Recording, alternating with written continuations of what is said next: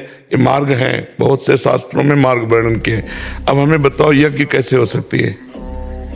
अगर यज्ञ में जरा एक बूंद भी चर्बी असुर डाल देते थे तो यज्ञ भंग हो जाती थी।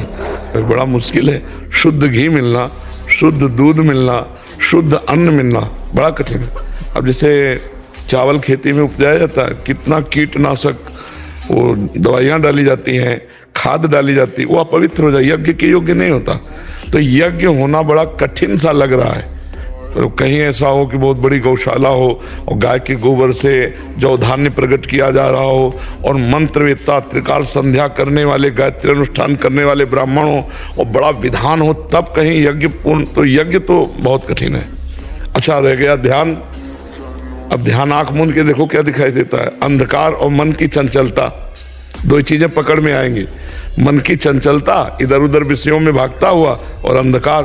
ध्यान तो हो नहीं सकता, क्योंकि ध्यान तब होता है जब यम नियम प्राणायाम प्रत्याहार आसन ध्यान धारणा समाधि, ध्यान तब आता है जब संयम नियम पूर्ण हो, आसन पूर्ण हो। और आसन संयम नियम तब पूर्ण होते हैं जब ब्रह्मचर्य हो। कुल मिला के देखते हैं तो साधना के लिए वो सामग्री नहीं है।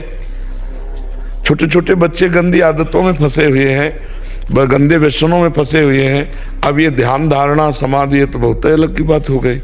यज्ञ हो नहीं सकता सम्यक रूप से, ध्यान लग नहीं सकता सम्यक रूप से, मन बड़ा चंचल है।